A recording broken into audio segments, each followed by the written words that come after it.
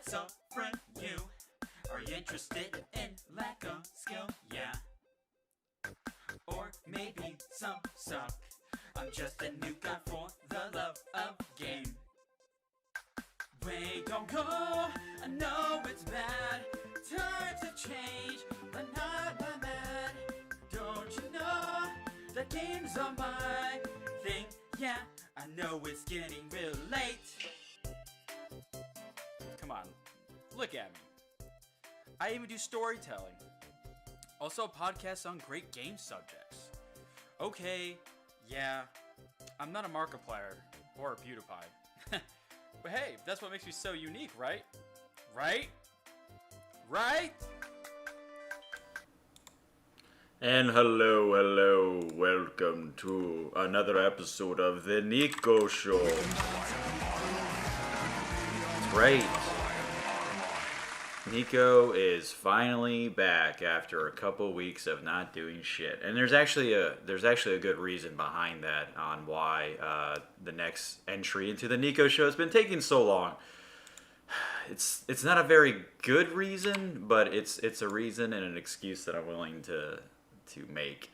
So hello everybody, this is episode 74 of the NIKO Show, and today's going to be a very special one. Actually, they're all pretty special in their own way, like me, in my own way. Just not many people understand that kind of special, but never mind. So the last podcast we did at the NIKO Show was the 700 subscriber special, and that was a lot of fun. We talked a whole lot about a bunch of different stuff.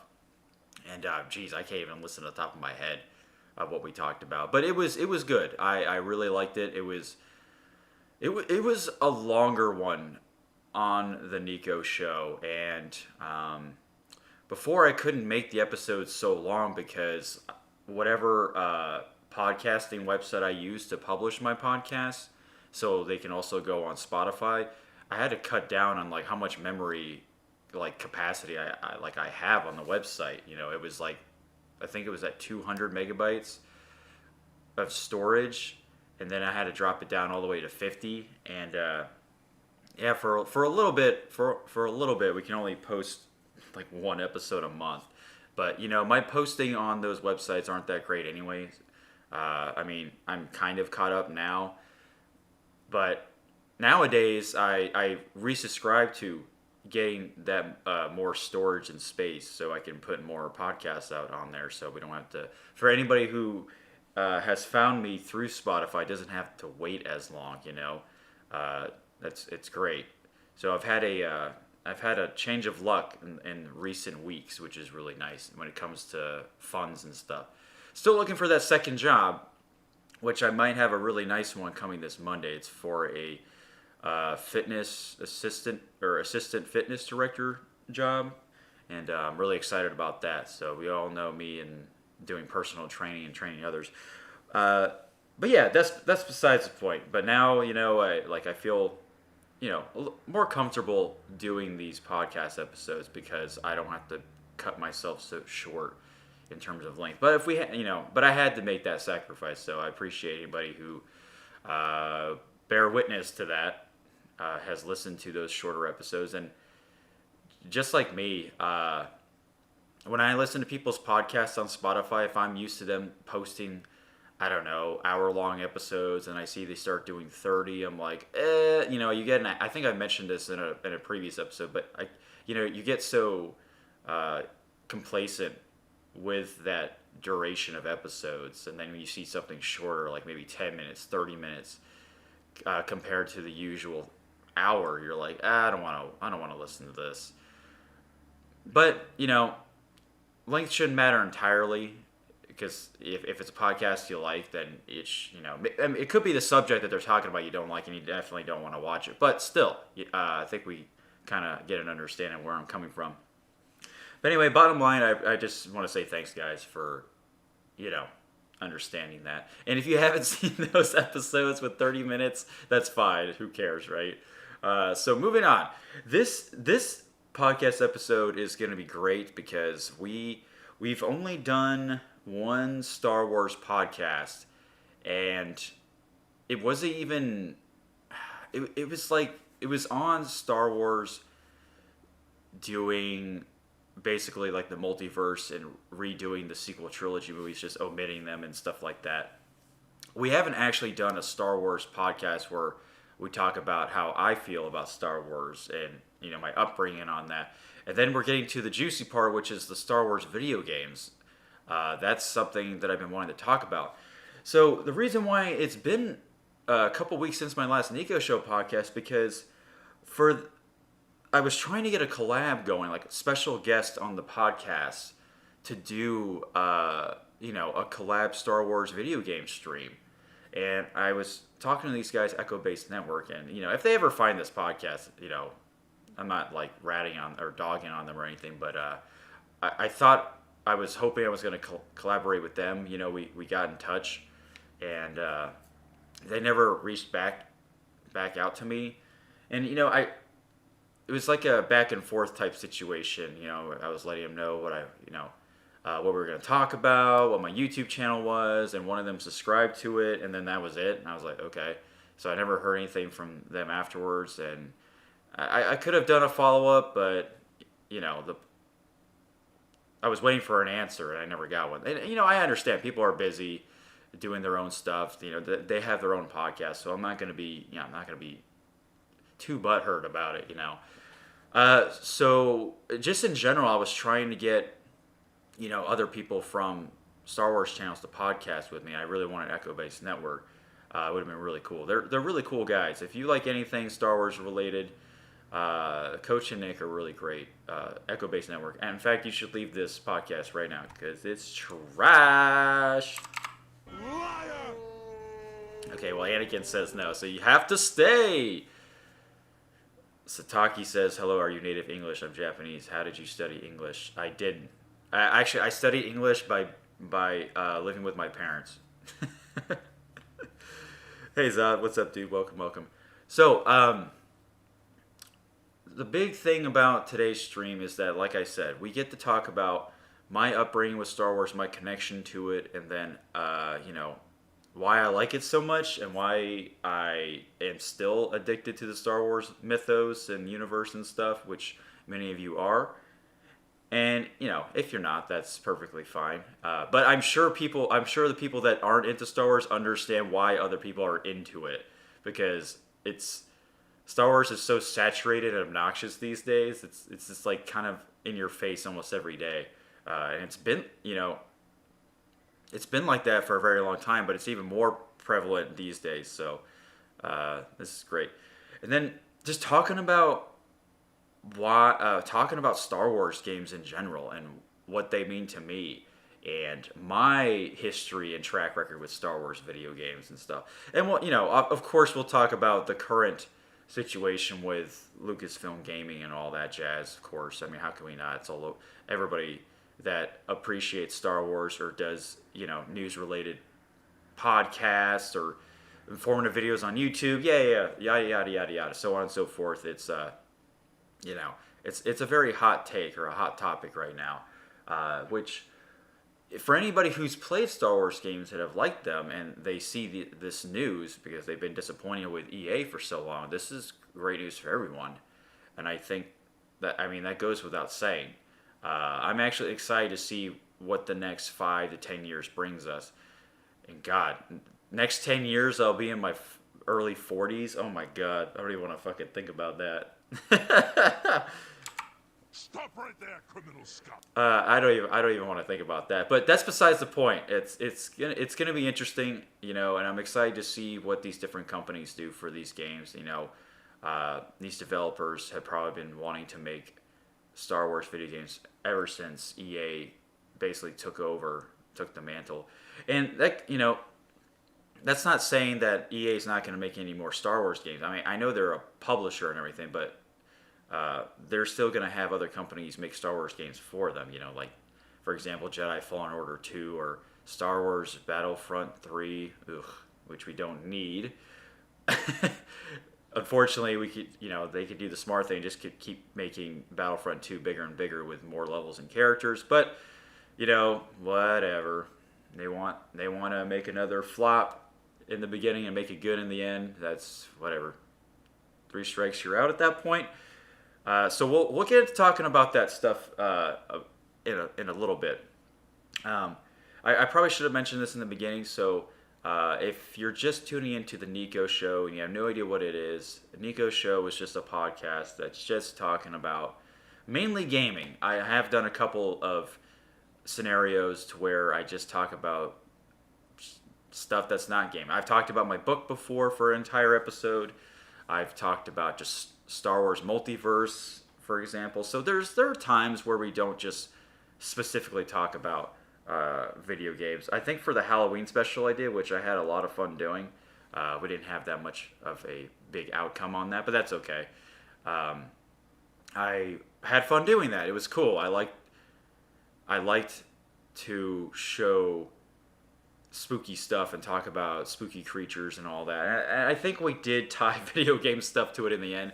And it was like, I guess we were talking about me just playing scary video games. But, you know, I like stuff like that. I like theme stuff. And the 700 subscribers thing was really great.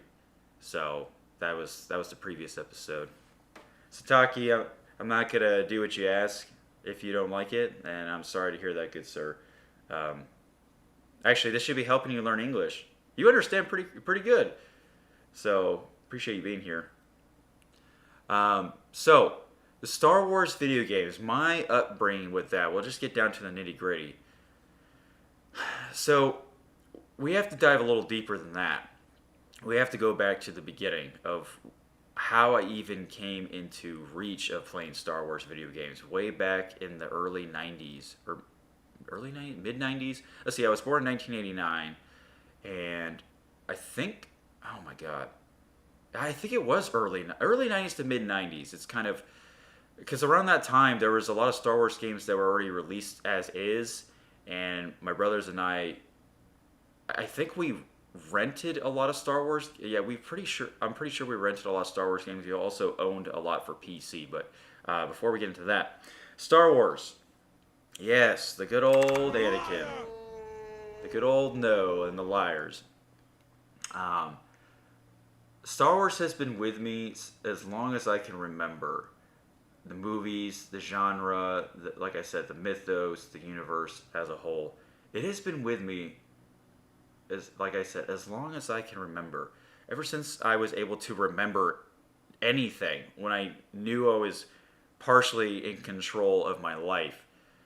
Since I was 4, I've been watching Star Wars since then, and then up until now. And around that time, in the early 90s, I didn't get it. I didn't know what movie theaters were, and Star Wars wasn't in the movie theaters around that time, not for a little while, which I found out recently that the special editions of those movies were in theaters in the mid-90s, which maybe I do remember seeing it back when I was a kid, as in, like, reading about it or in a magazine, but I never got a chance to see the original. But my brothers and I were really into Star Wars. I don't even know if my parents were. I still don't know to this day. I think my mom was. I don't know about my dad. But we had an original VHS of Star Wars. And this was before it was called A New Hope. It was literally just called Star Wars. I don't even know if we had Empire Strikes Back or Return of the Jedi. We might have had all 3, but I frankly legit remember that we had an original VHS cassette tape of Star Wars. And bear in mind, this is before the entire, the re-release of the Star Wars films in theaters with the special edition, and then we get to the prequel trilogy. This is like early 90s to right before all that. And I remember it was a pretty innocent thing to just pop that movie in and just watch it and just be, for me, I was blown away by the entire premise behind it. And, it was, I think why I became so attached to that movie and just how it just kind of made me become a huge fan or a supporter was just how simple the story was. The Star Wars movie is very basic and simple hero's journey storytelling. And as a kid, being 4 years old, that's good. I mean, as a kid, you like stuff like that. You like that type of role modeling when it comes to fantasy storytelling, because those archetypes is what kind of help shape us today. For the most part, if that's your thing. For me, it was definitely the fantastical, phantasmal hero's journey, and Star Wars did such a fantastic job. And I just remember just being glued to the screen whenever I would pop that Star Wars VHS in. Like I said, I don't remember if we had Empire Strikes Back or Return of the Jedi. I'm just going to say we did, because to this day, Return of the Jedi is still my favorite Star Wars movie of all time, despite what you guys say about Ewoks. I think the Ewoks, cutesy creatures like that, I don't know, they didn't annoy me in the movie at all. Now, creatures like Jar Jar Binks, I thought C-3PO was the most annoying Star Wars character, along with Jar Jar Binks, but that's besides the point. The Ewoks, cutesy stuff like that doesn't bother me, but you know how people are.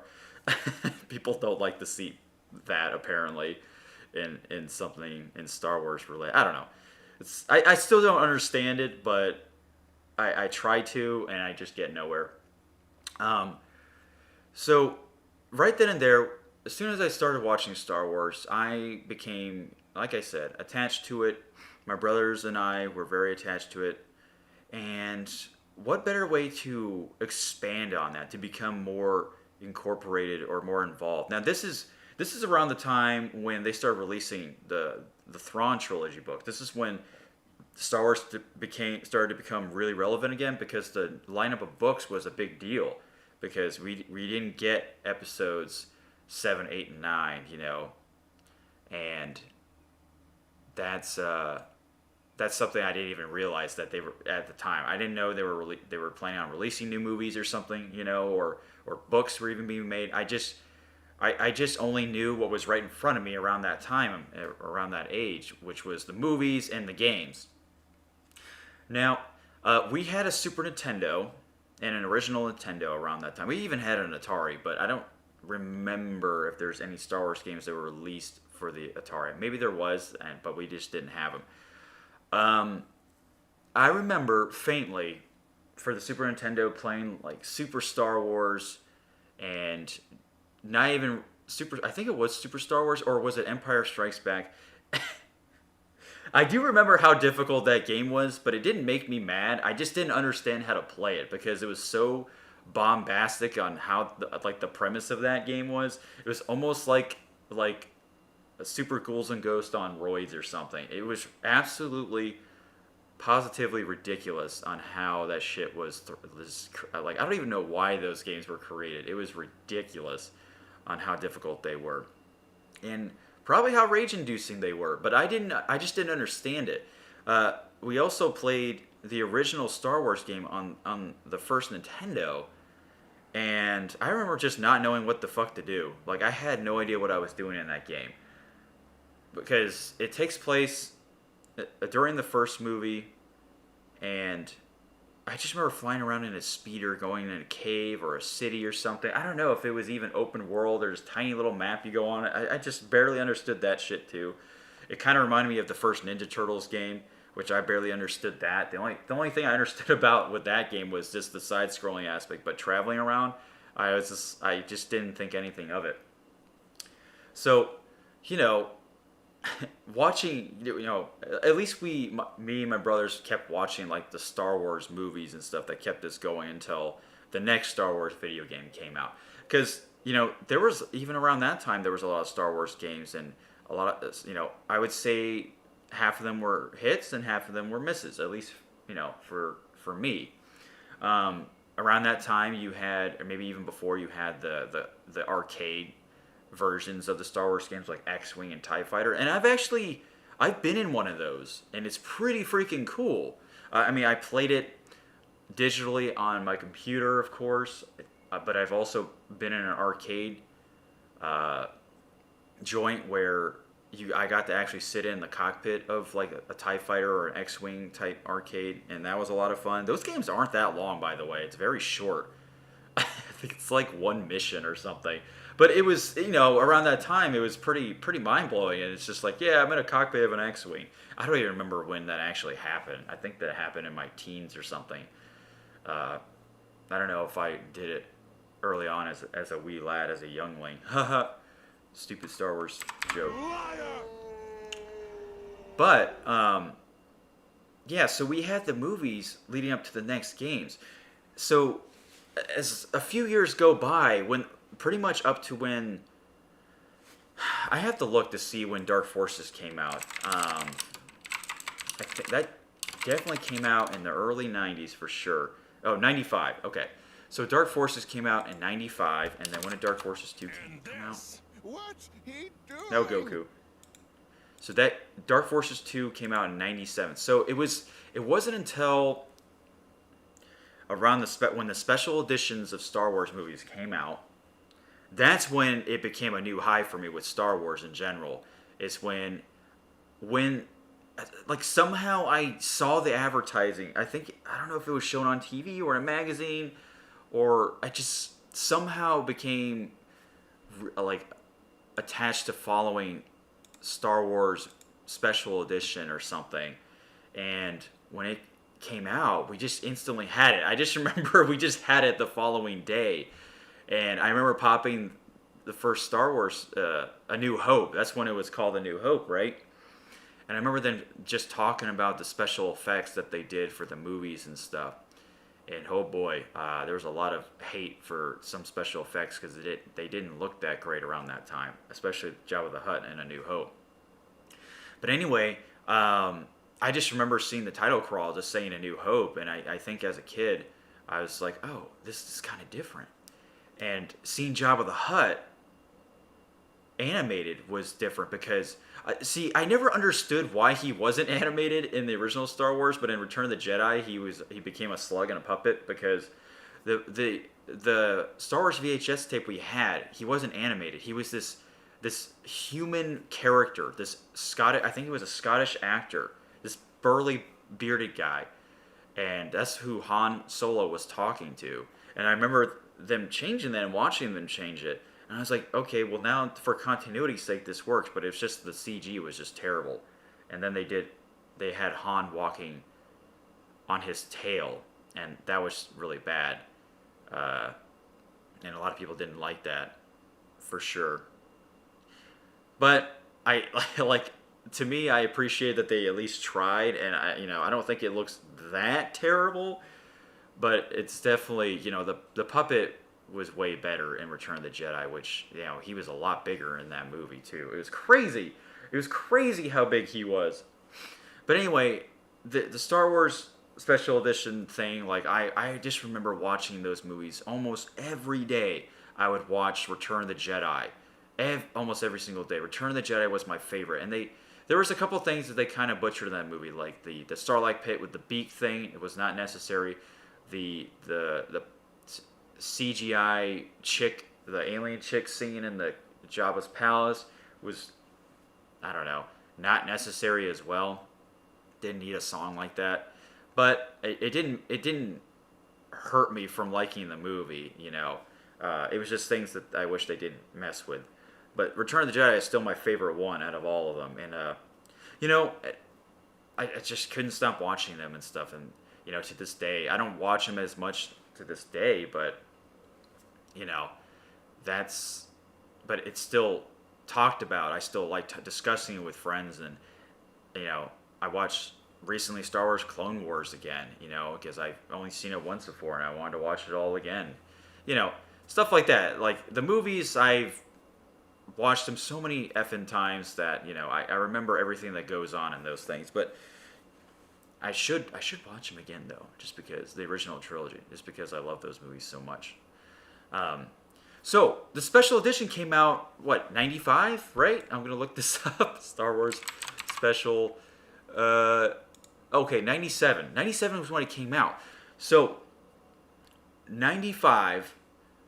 My brothers and I, we had a PC, right? We were playing a lot of PC gaming around that time. And Star Wars was making its way to PC This is when Star Wars became huge. It started to become relevant again, especially thanks to the Thrawn books back in the early 90s, And we were still getting console Star Wars games, but then the computer games started coming out.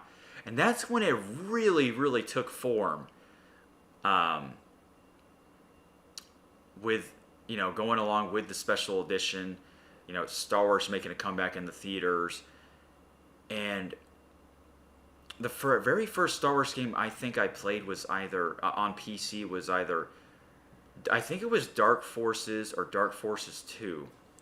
We had both, and if you remember, you had to have physical copies of these games. We had both. We had both Dark Forces and Dark Forces 2. I remember, and I don't know what we did with those boxes because you remember PC boxes were pretty big, but they were really cool to have though. They were like. They treated the PC boxes like books because you would open up a flap or a panel, and it opened like a book and you get to see what's going on the inside. I thought that was cool.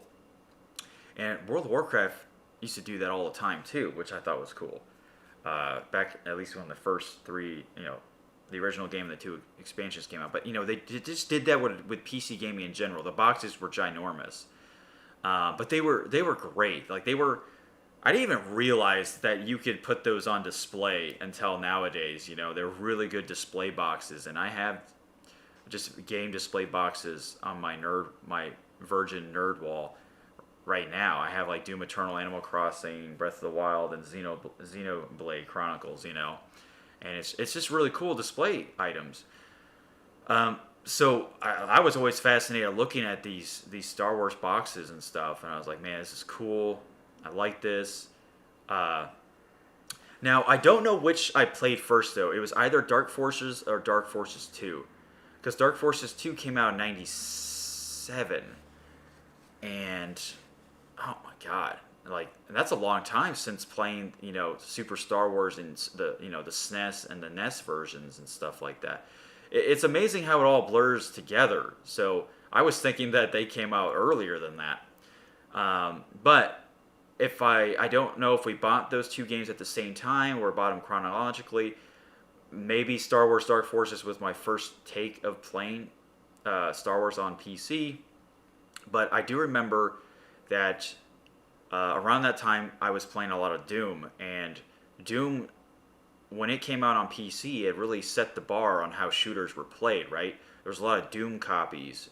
Like Shadow Warrior, Duke Nukem, and Dark Forces was one of them. And it did a pretty good job to put it in its own type of Doom flair, Doom-like game.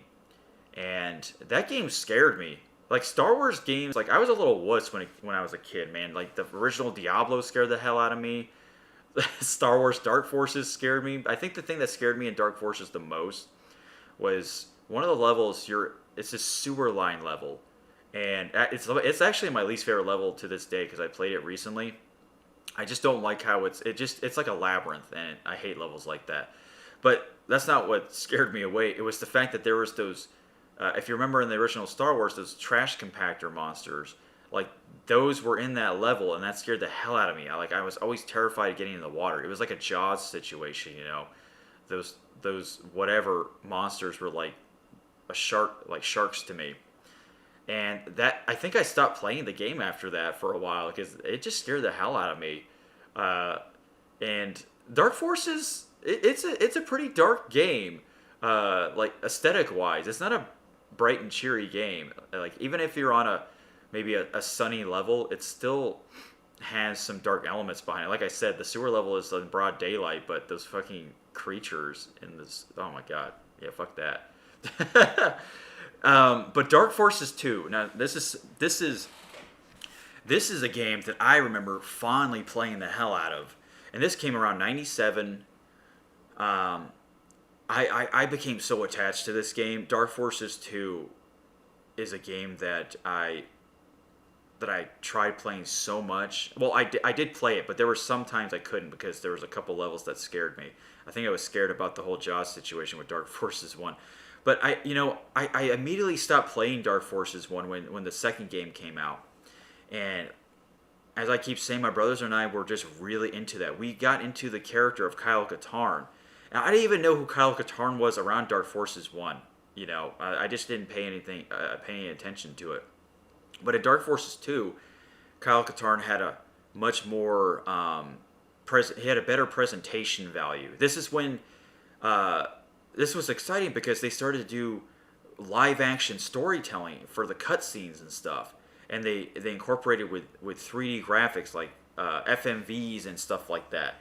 And it was crazy. So you had FMVs, you had live action, and then you had the actual game that you were playing. So it was like 3 different versions of the game in one, and it was fantastic. I don't know how cheesy the dialogue is now. I think the last time I played Dark Forces 2 was maybe like 5 years ago. And you can't even really play it on Steam. It's terrible. Like, the music glitches in the first level, and the controls are so wonky, and the graphics are absolutely horrendous. Oh my god, that game has not aged well. But around that time, when it came out back in '97, man, that shit was legit. It was awesome. And Dark Forces 2 became my top game to play, and I just would play it day in and day out. And that game was hard. I remember Dark Forces 2 being a very difficult game. And this is one of the games where you get to use a lightsaber in first person or third person. I think I was playing it mainly in first person, though. And this game scared me, too. There was a level or two that scared me, and I don't know. I just don't understand. I mean, I don't know. I was a scaredy cat when it came to playing these games back in the day. Like, even the original Doom scared the hell out of me. Diablo scared me. Dark Forces 2 scared me. But Dark Forces 2, I was able to push through it and beat the game countless times. And yeah, you better believe that I had cheat codes on and stuff, and level skips and all that. But anyway, Dark Forces 2 did a better job, I think, in terms of just presentation value in a Star Wars, in the Star Wars universe, because the levels were so much more expansive than the original game. Dark Forces 1 was very, it's a first-person shooter game. It was more arena-based, or the levels were more similar to the original Doom. So they weren't that big on expansion, But Dark Forces 2 just literally kicked it up a notch. It went a completely different route. It was still first-person, but you can play in third-person. The levels are huge, and you can tell the budget is there for sure. The live action thing was crazy cool to see. And Kyle Katarn to this day is still one of my favorite Star Wars characters out of the entire mythos. And so around when this stuff was coming out, there was other Star Wars games that came out on consoles too. One in particular was Shadows of the Empire. Now, Shadows of the Empire was a game that we never owned, but we definitely rented for the N64. And that was a fantastic game, too. Shadows of the Empire was a big deal for a lot of people because around that time is when the special edition movies came back out. They re-released in VHS form out in theaters. And then Shadows of the Empire was a new book that came out because it was an in-between of Episode 5 and 6. And then they released the Shadows of the Empire video game, which I didn't know it came out on PC until way later in life. But I played it on the N64, and that was another great Star Wars video game that I enjoyed playing. Very memorable game. I do remember the Wampa scaring the fuck out of me in the first level. Like, they were I don't know, they just scared me as well. See, I'm such a big wuss. Like, nowadays when I play scary games, I can push through it, but I still scream like a little girl. But I think that's just I don't know. It's just funny. Maybe I'm just being over the top in general, but it was good times, man. It was great times playing Shadows of the Empire. But, that was such a fantastic game on the N64 in itself, and I think that was a great achievement for a Star Wars game, especially on the N64. Of course, there was other Star Wars games coming out, especially on the PlayStation. Maybe even Sega had some Star Wars games. But, for the longest time, we went the PC Nintendo route until the Xbox came out. We didn't really care for PlayStation until way later. Like, at the birth of the PS2 is when I started to really care about owning PlayStation consoles. But that's besides the point. So, yeah, Dark Forces 2 kept with me for a very long time. Like, that is a game I just kept playing and playing and playing. I loved it that much. It was just fun. It was just a great game and story to take you on this perilous journey across the galaxy in the Star Wars lore. You know, it was being told in a movie-like fashion with those real-life cutscenes and stuff. It was crazy around that time. Now that I think about it, I'm like, man. And you know, Star Wars, a lot of computer games did that. Video games did it in general. Did that, the whole live action thing. Like Wing Commander was another one that had, I think it had Mark Hamill in it, and you got to see him live action form in a different cockpit, or a cockpit in a different gaming universe. What is it? Command and Conquer is one of them. I was gonna say StarCraft, but StarCraft was mainly FMV. Same thing with Warcraft and Diablo. Blizzard didn't really do live action stuff, but they still did great FMVs around that time. That really set the mood. But anyway, so Star Wars games has been with me since the beginning. Like I can't even describe it. And the same thing with Star Wars. Like I just can't get enough of it. And throughout, just to summarize, you know, I just want to kind of tell you the introduction of how it all began. But I'll just summarize it through, you know, since I was 4 to being 31 now, I've been playing Star Wars games ever since. You know, and there's been a lot that has been released over the years, you know, especially in the 90s, the 2000s, and then, of course, the 2010s was the worst of them all. Barely even released any, but we were still getting them, even in light doses. And that was, you know, like I said, there was so many Star Wars games that were fantastic. I can't even comprehend. Like, you know, I'll say it. Dark Forces 1 and 2, the Jedi Knight entire series, which basically I can consider Dark Forces a part of the Jedi Knight series. You had Outcast, Jedi Academy. I remember my friends and I would play the hell out of Jedi Academy multiplayer, or just making our own Jedis and stuff. That was fun. You had Knights of the Republic, you had Galaxies, you had Empires at War, Republic Commando, Battlefront 1 and 2. You know, the list goes on. Knights of the Republic 2, oh my god, Knights of the Republic was probably my favorite Star Wars game of all time, and still is to this day. I just hope now that EA doesn't have exclusive rights to it, that we can actually get an updated version of Knights of the Republic 1.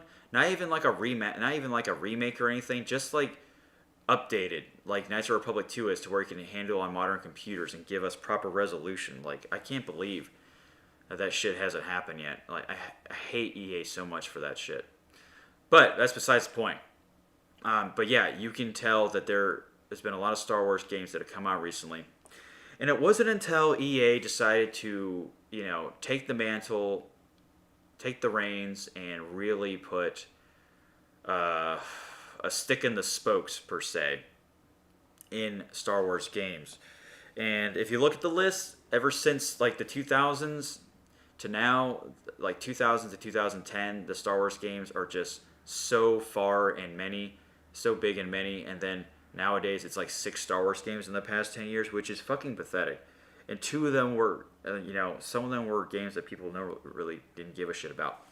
The top game out of the 2010s for me was The Old Republic, because that was BioWare still making BioWare storylines just in an MMO fashion. Now, don't get me wrong, I wish they would have made a Knights of the Republic 3, but it probably, I mean, I wouldn't say it won't ever happen nowadays because of Lucasfilm Gaming coming back. It's very possible. But that was it, you know, that was the game that kept me going for the longest time. And then, you know, you had Jedi Fallen Order, which was fantastic, which I need to go back and play through. And then there was Battlefront, which, you know, in the beginning, and then now it's decent enough to play. But that's pretty much it. It's pretty disappointing to see how they treat it. You know, Star Wars 1313 was a big game. I wish that came out, but ever since, you know, the Lucasfilms decided to botch that for a while, or just put it on ice, we haven't seen the light of day. But maybe nowadays we can. Haha, it's possible.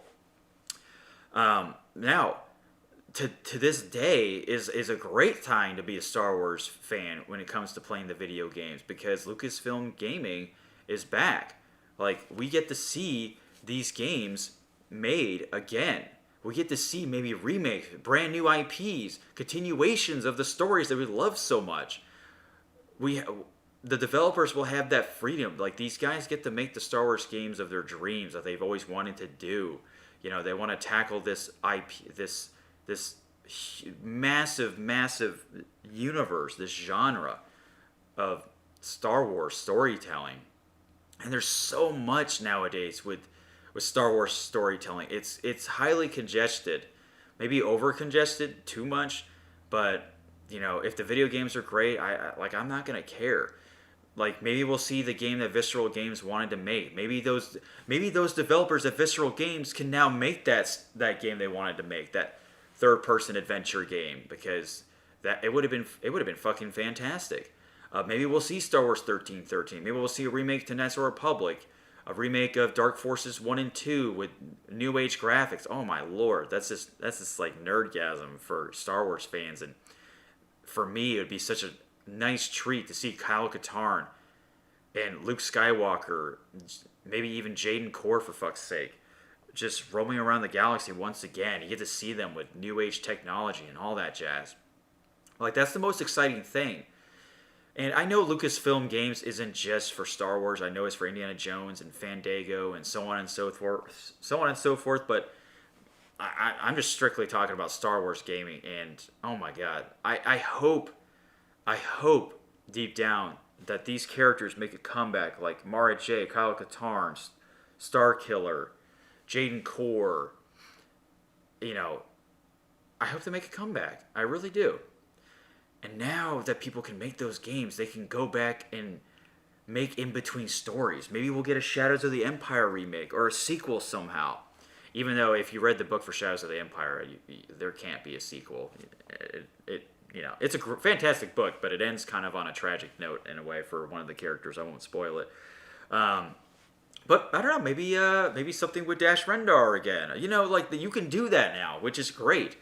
These characters can see the light of day. They don't have to hide in a sewer like Ninja Turtles. Below ground, away from fucking Disney and EA's little grubby ass hands. They don't have to do that anymore. Like, Ubisoft is working on an open world Star Wars game that's supposed to be a loot shooter type game, which I hope it does well. I don't know how I think or what I think on how I feel about it being a loot shooter game. If it does a great job, it does a great job, because Division 1 and 2, there's not really that much of a difference, and I don't even know why they released a Division 2. But, there are people that really like those games. Think of it like this. Obsidian can probably do a remake of Knights of the Republic 2, guys, or a sequel. That would be awesome. That would be fantastic. I'm fucking nerdgasming so hard right now. Liar! But you get what I'm trying to say. It's not going to be so restricted. The amount of Star Wars games that are going to be coming out, I hope, are in an abundance, like how it was in the 90s, the 2000s. Like, I hope that happens now. And I'm excited to see how these people do that, how they put their own spin and twist on these games being made. It's not just EA, we're going to see a sequel to Jedi Fallen Order. We're going to see Battlefront 3, but we're going to see what else is in store. Maybe a sequel to Republic Commando, a remake. Like, it doesn't matter. Well, like, maybe we'll see games that take place back during the Clone Wars or something like that. Maybe there will be another developer that takes it a step further. And, there's going to be High Republic video games, but maybe even before Knights of the Republic, instead of 4,000, maybe 8,000 years. Maybe you'll see something very, very early on in the Star Wars timeline, even though Knights of the Republic literally set its own precedence and own mythos of itself. Like, those guys invented their own mythos within the Star Wars universe, and they did such a fantastic job going 4,000 years before, to where it has no relation to A New Hope or the Battle of Yavin and all that stuff that goes with it. Like, it's so smart to do that. That way, they don't tamper with anything continuity's sake for what took place in the movies and the books and the games that came out around that time. I think, it might be cool to see a Mara Jade video game. Mysteries of the Sith was like that, but you cannot play that fucking game on PC, on Steam. It's terrible. So you know what? Even if those games, those old games, don't get a remake, I just want them to be updated to where we can play them on our PC and it's not a terrible time. I just hope we see stuff like that, you know? Because I want people to have that same experience that as I did as a kid, just finding the Star Wars VHS tape and popping it into the VCR and just watching it for the first time and just being so attached to Luke Skywalker, Han Solo, Leia, Chewie, Lando, just in general, and just falling in love with it. And then having another way of extending that is playing the video games, reading the books, reading the comics and stuff, but the video games mainly. You know, I like my brothers and I were fortunate enough to have that opportunity to do all that, to have an extension of putting us in the shoes of a Star Wars character, and they did such a good job with that for the longest time. And then nowadays, it's just been Star Wars storytelling has been so subpar. Excluding Fallen Order, that's like the only good single player Star Wars game we've gotten. The rest of it's just been multiplayer, and it's disappointing. It's really, really disappointing, and that's about to change, changing as we speak. Well, guys, I have gone on long enough. I just want to let you know how much Star Wars gaming means to me. I know a lot of it was kind of just brushing upon it and skipping through it, but you get an idea where I'm coming from. My origin story, and throughout my life, Star Wars video games has been played constantly, and it's always been fun to just play a game that expands on the lore in the mythos, and we get to see all these companies do their own interpretation on the Star Wars storytelling and mythos themselves. And for many years from now, we'll see that done once again, and I hope in a nice, orderly fashion. And I know there's going to be some hits or misses, just like with any type of, just with Star Wars games in general, there has been that. But for me, my track record, I've played a lot of great Star Wars games, so I've been lucky, and that always means a lot to me. And that is going to be fantastic. And I just can't wait for other people to talk about it. It's going to be cool to see how they feel about it. But for me, ultimately, I'm just really excited. And I hope you guys are excited as well, because this is going to be a new frontier for Star Wars. This entire decade is going to be something really interesting for Star Wars, because you have all those TV shows coming out, all those live-action cartoon stories coming out. You have all the video games that other companies are going to be making. It's going to be pretty much a fuck fest of Star Wars games. It's going to be absolutely insane. So I hope it's going to be overdone like it already is. But I hope the games are good to where if the shows themselves aren't good, I have another place to go to for my Star Wars kicks. Or I'll just rewatch the original trilogy and have a good time. Right, Anakin? Hey. Yeah, I knew you were a shy type, the shy guy. Anyway, folks, I've been your host, NikoTheLegend, also known as the Well-Mannered Teenager and the Snowflake. And we got a new nickname, which it's gonna be in the these nicknames are gonna be in the further videos that I create. The Rambling Idiot. That's me, folks. That's the new nickname. So thanks, Savage, for that. That's the new nickname. Got to go with the NIKO lore myself, and I appreciate it. Like I said, you're gonna find this on Twitch, YouTube, Spotify. And I appreciate everybody who has been out there listening to NikoTheLegend. And if you do find this, thank you. Because it's fun doing this. Take care.